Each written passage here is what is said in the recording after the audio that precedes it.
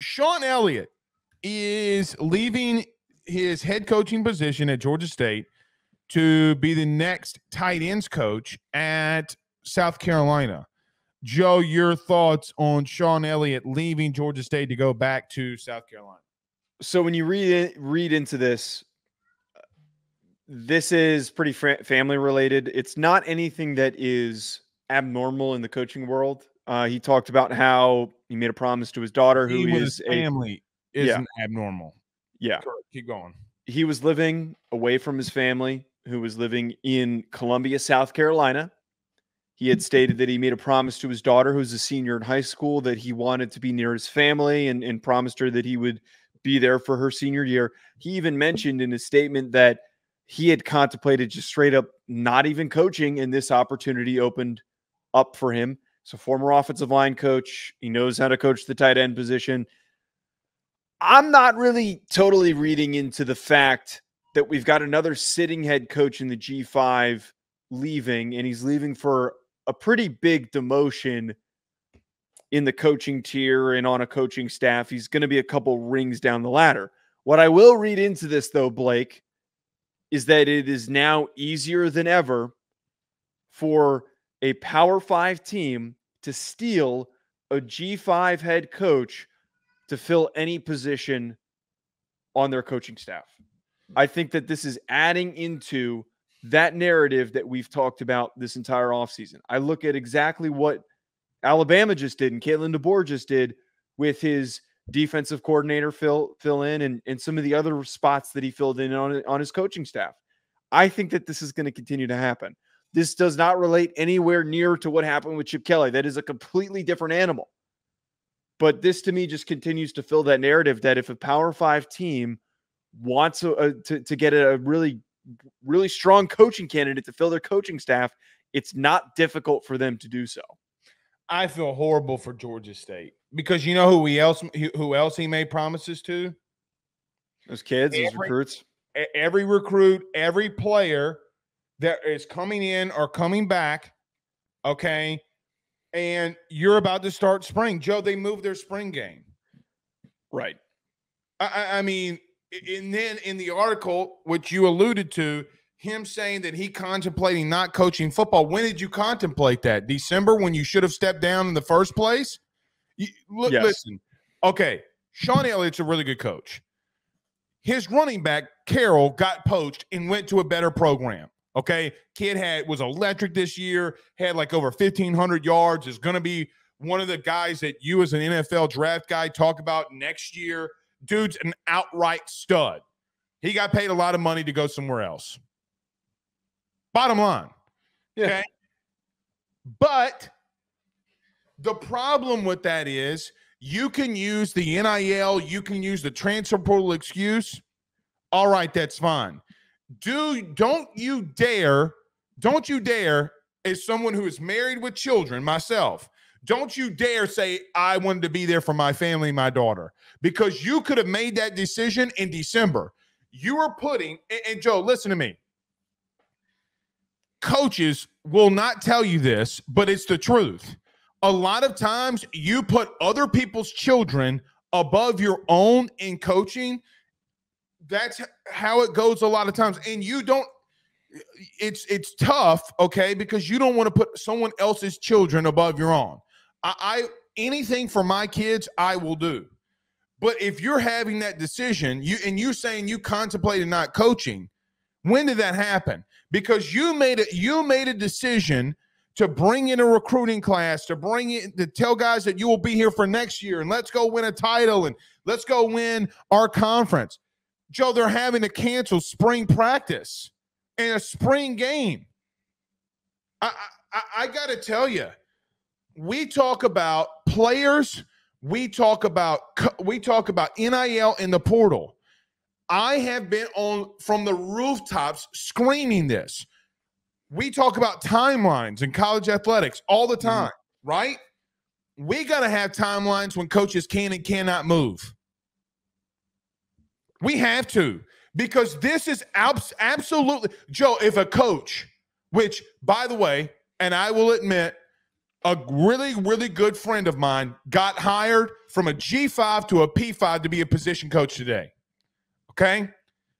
Ecstatic for him. It's different because he's not a head coach. He's a co-DC secondaries guy. Yes. He's going to Miami now. Yeah. That's fine.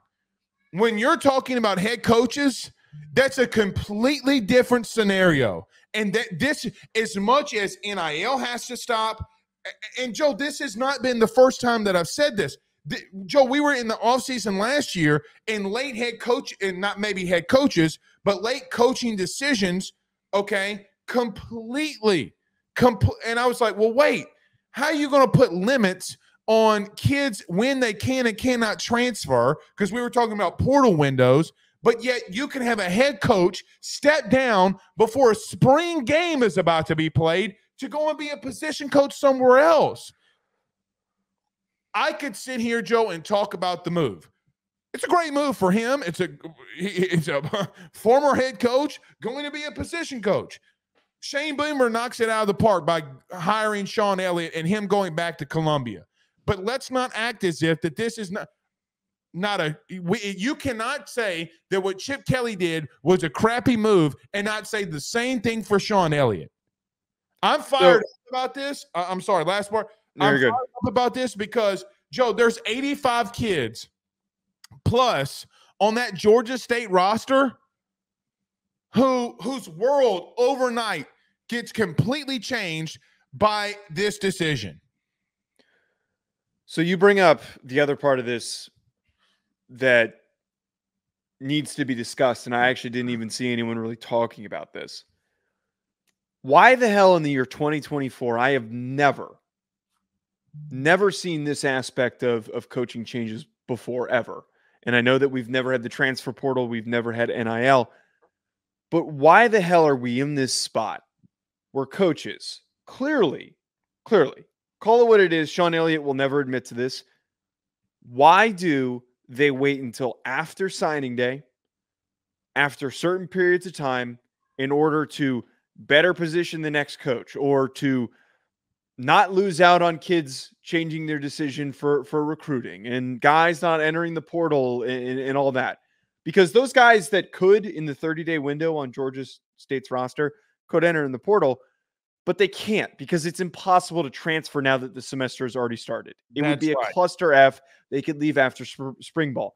What is with this current wave of coaches, head coaches, that decide to leave, and even coordinators? It happened with Ryan Grubb. It happened with Chip Kelly. Why are they waiting so long in order to better position the university when in reality they're screwing over these kids by not being direct and honest with them? And we know that they're not being honest with them because the perfect example is Ryan Grubb. What was it, a booster meeting that he was saying that I am the offensive coordinator of Alabama football, talking about the future, talking about what he's going to be doing. And apparently 30 days prior, he had already committed to being the Seahawks offensive coordinator. There is such a lack of honesty in an era where we constantly, and I will continually bang the table for this, constantly criticize kids for making decisions to make money and to do various things during this current era when the coaches have been even more dishonest than they've ever been in the history of college football. Correct. And let me ask you this question, Joe. I went and looked at this before when I knew we were going to talk about this. What about Derek Maxey from Coastal Carolina, the safety, who's looking to be a draft eligible guy who leaves Coastal to go to Georgia State? Yeah. Joe, what about the over 10-plus transfers that they brought in? Joe, they brought in 10-plus transfers. So anytime during that conversation, I mean, what are we talking about here? All right, we're talking about a situation where when you're recruiting these guys out of the portal, how did you not know that you weren't going to leave? You got 13 commits out of the portal. Now, you lost some, and I understand that, okay? You lost Robert Lewis, your top wide receiver, to Auburn. You lose a couple of kids. You lose Marcus Carroll to Missouri, okay? You're big-time running back. Joe, I got to see front row and center when they took on LSU this year. Marcus Carroll is going to go to Missouri and be a beast. I get that. But you also went in the portal and got 13 kids, okay, along with the guys that you had signed a letter of intent. Shawn Elliott, okay, for me, you're going to be look, Joe, about just talking about him as a coach on the field, he's a massive addition for South Carolina. And I think South Carolina secretly, Joe, has had actually a somewhat decent offseason. Right? Like, yeah. I mean, they have, to their standard, they have had a decent offseason. Look, you get a good running back. You know, what can Sellers do? You bring in some offensive line pieces here and there. They haven't had a bad offseason. Now you're just bringing in another head coach who can be there for Shane Beamer. Hey, Coach Elliott, what do you think about this? It's a massive addition. He's been there before, so it's a massive addition for Shane Beamer. I just hate that we are in February, 2 weeks into February, Joe, on Valentine's Day. Like 2 weeks into February, and this decision's being made. And shame on South Carolina for allowing it to take this long. Now, they don't have to wait on anything. It doesn't affect, affect them. Okay, They have a coaching opening. They go get a head coach. Good for them. Great hire by Shane Beamer and the staff. I loathe everything about this. And South Carolina fans are going to be mad at me. And that's fine. I don't care. But it's deeper than Shawn Elliot, right? Like, it's not necessarily even Shawn Elliott's fault. I mean, he's presented an opportunity, and he takes that opportunity. Oh, wait, actually, I disagree with that aspect of this. It is his fault. He knew he was thinking about this for enough time. Wrong verbiage. Wrong verbiage. Yes, go ahead. What I meant by that is, it's not his fault that what I tried to say was, it's not his fault that he has the right to leave at this time, in this moment. Yes. Yeah. Okay, my bad. But you're right. I get what you're saying. I do not fault him for prioritizing his family, but you had the ability to make this decision as soon as the season ended. I mean, as soon as your regular season was done, I forget if they played in a bowl game or not. I believe that they did. You should have been thinking about that during that span. You should have been talking with your wife. You should have figured it out during all of that period of time. There is absolutely no way that from now until, or from that period of time, from the end of the last semester to this point, a few weeks into the current semester, maybe even a month into the current semester, it should have taken you this long. He clearly was making phone calls. He clearly was trying to make a move to get to a school that was closer to Columbia, South Carolina, and he probably was talking to Beamer this whole time. Just be honest. And I know that that's an impossible request to make for a college football coach, because in the history of college football, they're some of the most dishonest people in the sport. They constantly tell kids and recruits to expect the best, and they're going to get on the field early. In reality, they don't mean a goddamn thing about that. They're going to do whatever is best for them. But we're at this point now where it's just getting worse. This is something that we talk about, finding solutions and how certain negative things in NIL, how we could fix it, transfer portal, how we could fix it, recruiting, how we could fix it. This part of the sport, I don't think that we can. I really don't, unless, like you said, you can't make a coaching change. You can't leave your current job. If head coaches can't leave their job after February. Well, I was going to say, if the second semester starts, you're stuck. You have to stay. That's tough, because if you wanted to ever go after a coach in the NFL, and let's just say for whatever reason they are in the Super Bowl, okay? That's a good point. Okay, 2 weeks into February, or get an exemption, or you know what? Let there be a scenario where a contract signed and you give it to the NCAA. Okay, this guy's going to be our next head coach. There's so many different scenarios that can play out here. But January 31st is got to be a cutoff date for head coaches to leave. I agree. Got to. Now, Joe, I say that, but we got an expanded playoff. The season's going to be longer now. Before you know it, let me tell you what's going to happen. Before you know it, we're going to have coaches leaving mid-February or early February, because there's a scenario where a Kalen DeBoer plays midway through, okay?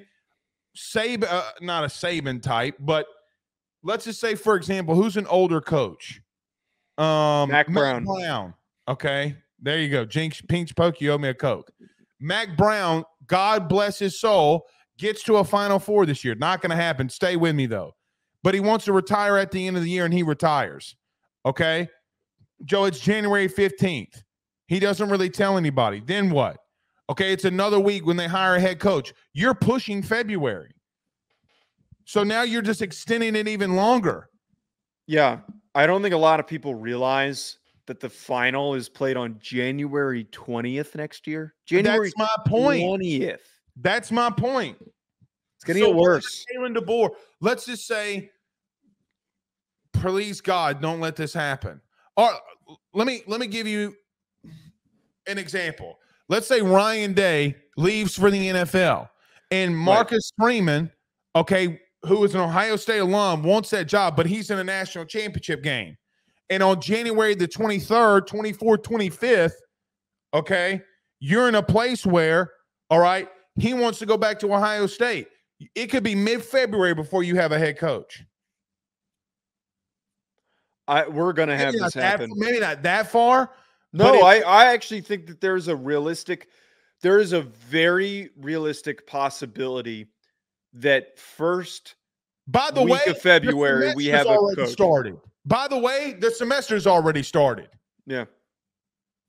And guys that you brought in from the portal and all the high school recruits, we blame the kids all the time, but heaven forbid a coach, a coach can do whatever they want. Suck on a cow's titty. I don't care when anybody tells me, Joe, everything is against the player and not against the institutions, the organization, and the coaches. I'm sorry. I will say that a million times over on this show, and I stay consistent with this. I'm just consistently sick of the bullshit where we hold 20-year-olds, 19 and 20-year-olds to this high standard of how they conduct themselves, but we don't hold that same standard for grown men in their 50s who are the head coaches. It is one of the biggest hypocrisies in the sport, and it's bullshit. It sucks. BetOnline remains your top spot for all of your live betting action and contests. NFL, college football, UFC, NHL are all in full swing. BetOnline is your number one source for wagering news, odds, trends, and predictions with both desktop and mobile access at any time. Head to BetOnline today and use promo code BELIEVE, that's BLEAV, for 50% off your first deposit. That is a 50% welcome bonus. BetOnline, where the game starts.